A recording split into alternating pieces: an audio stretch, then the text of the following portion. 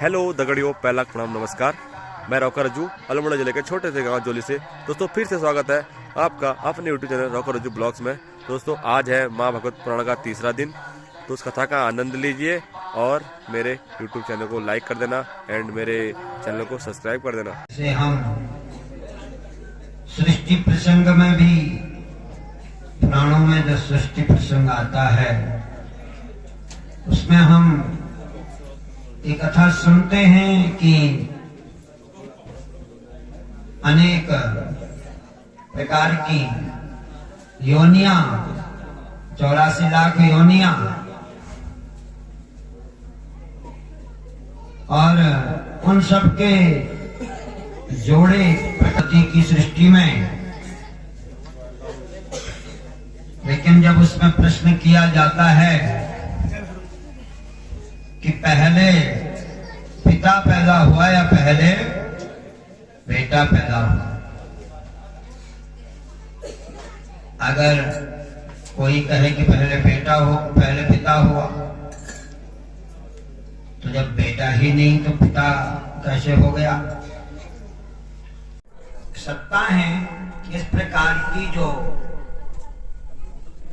चर्चा सूत जी महाराज सौनकादि ऋषियों को सुना रहे। उन्होंने भी भगवान वेद व्यास जी अपने सदगुरुदेव के श्री मुखारबिंद से सुना है, इसलिए वो वही बात भगवान की मुखारबिंद से सुनी है। ऐसे ही हमने भी जो गुरु लोगों के मुंह से सुनी है वही हम भी सुनाते हैं, सुना सकते हैं। और किसे इष्टदेव बनाया जाए, तो यही बात नारद जी ने भी पूछी है भगवान ब्रह्मा जी से। तो देवर्षि नारद जी महाराज जो पूछते हैं उसी को फिर सूत जी महाराज सौनकादिकों को सुनाते हैं। इसलिए हम नारद जी का ही यहाँ पर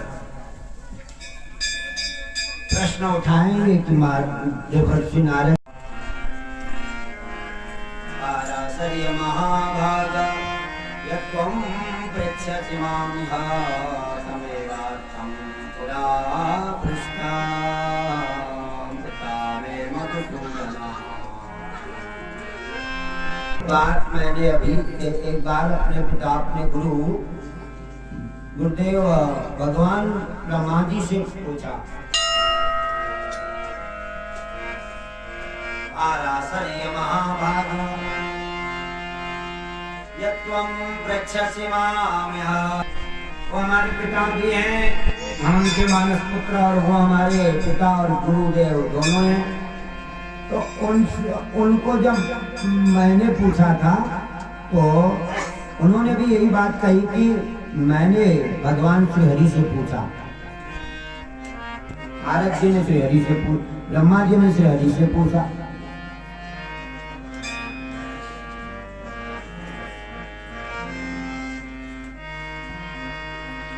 वो कह रहे हमने पूछा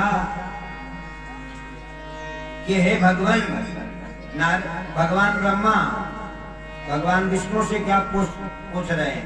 देवर्षि नारद जी ने बताया कि हमारे पितामह, हमारे गुरुदेव भगवान ब्रह्मा जी ने श्री ब्रह्मोवाच देवदेव जगन्नाथ भूतभाव्यमवत् प्रभो तपश्चरसि तपश्चरसि कसमात्मं ध्यायसे स्म जनार्दन। तपश्चरसि कसमात्मं किं ध्यायसे। जनार्दन, आप क्या ध्यान कर रहे हैं? मुझे तो लगता आप ही जगदीश्वर हैं, सब देवों के देव आप ही तो हैं, तो आपसे भी कोई आगे है क्या? विस्मयोऽयं ममाद्यर्थं। हे जगन्नाथ, हे जनार्दन, आपके ही नाभि कमल से मेरी भी उत्पत्ति हुई है, और आपसे भी कोई अधिक श्रेष्ठ है जिसका आप ध्यान करते हैं, भजन करते हैं।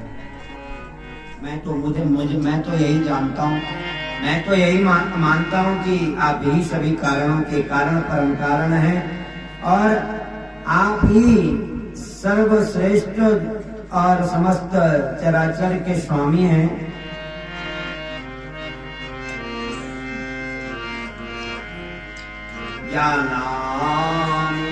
ज्ञानाम्य हम, ये मेरी शक्ति है। विष्णु भगवान ब्रह्मा जी को सुना रहे हैं, समझा रहे हैं।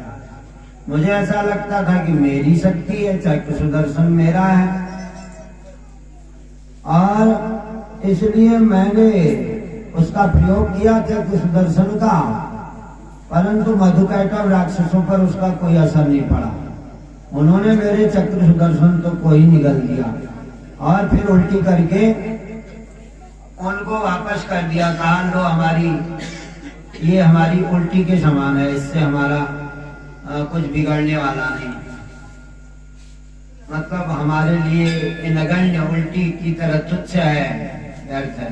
अब भगवान विष्णु को बहुत आश्चर्य हुआ। भगवान विष्णु कह रहे मैं बहुत आश्चर्य में पड़ गया। जो चक्र सुदर्शन क्षण भर में बड़े से बड़े दानव का जो है क्षण भर में संहार करता है, उसको ये निगल। इसलिए हे ब्रह्मा, तुम भी यही विचार करो कि उनके बिना, उस शक्ति की आराधना के बिना न तो तुम कुछ संग्रह कर सकते हो, न त्याग कर सकते हो, और सचमुच में संग्रह भी नहीं कर सकते।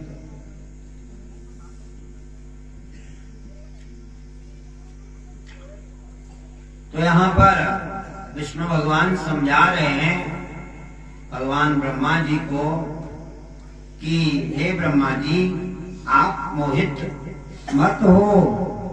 आप जो है ना, इसमें कोई संदेह मत करो, शंका मत करो। सब कुछ करने धरने हरने वाली वो पराम्बा है, वो जगदम्बा है, ये सब कुछ करने वाली है। वो कानों की हम सबको करना चाहिए। भगवती की लीला इतनी अपार है, अद्भुत है कि जो हम नहीं भी चाहते वो भी हमें करना पड़ता है, और उसको करने में ही हमारा कल्याण है। आलस्य के कारण भले ही हम न करें, लेकिन करना चाहिए। एक बार भगवती माता ने मुझे घोड़े का मुंह लगवा दिया, तो मैंने उस घोड़े के मुंह को भी स्वीकार करके हयग्रीव नाम मेरा पड़ गया, और मैंने उसी घोड़े के मुंह वाले शरीर से भगवती पराम्बा नारायणी शिवा की आराधना की और सेवा की। ये कह रहे कौन? स्वयं भगवान श्री हरि विष्णु कहे, ब्रह्मा जी को सुना रहे कि मैं आधा घोड़ा आधा मनुष्य भी बन गया। एक बार आधा मछली आधा मनुष्य बन गया, एक बार आधा शेर आधा मनुष्य बन गया। तो ऐसे मुझे बनना पड़ता है। कुकर शुकर आदि जो भी भगवती की सृष्टि में 84 लाख प्रकार के जो जीव जंतु हैं, वो सब मुझे बनना पड़ता, हमको बनना पड़ता है। तो मैं जब अब ये सब बातें उन्होंने कह दी, इसलिए वह हयग्रीव अवतार हो गए।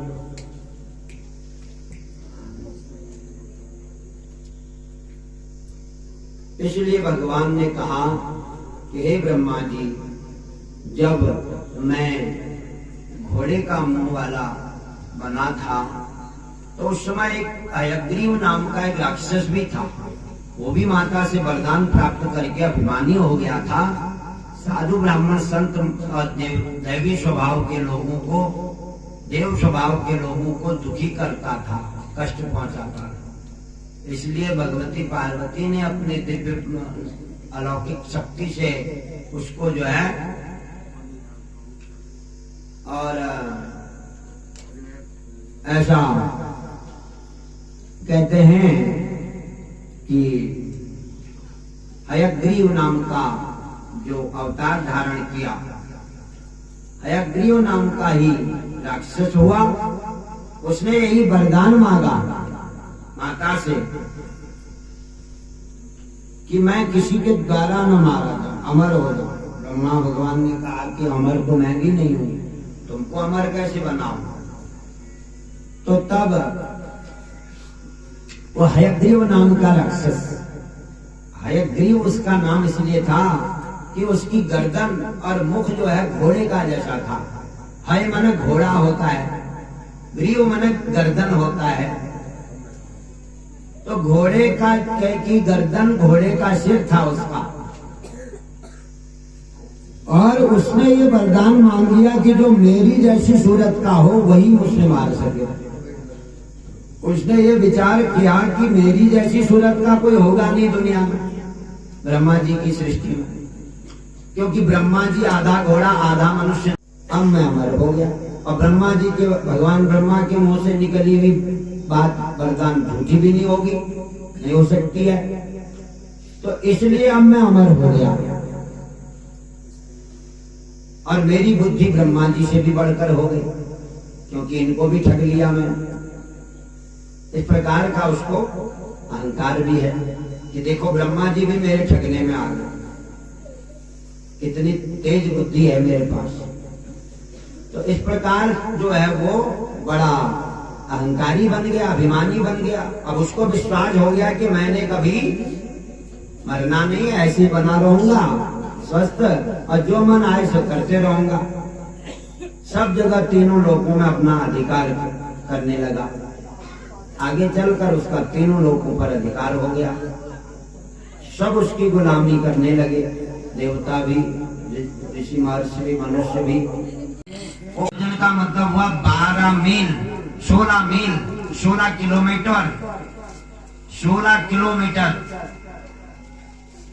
योजन। एक योजन में 8 किलोमीटर होते हैं, 8 मील होते हैं, 12 किलोमीटर होते हैं। तो एक योजन तक उसकी सुगंध निकलने लगी शरीर से। ये भी माता की शक्ति थी। शक्ति सब माता की ही होती है, किसी बाबा जी की, किसी पंडित जी की, किसी की अन्य की नहीं हो सकती है। शक्ति के धाम, शक्ति के एकमात्र स्रोत वो शिवा माता है। सनातन समाज के ही है।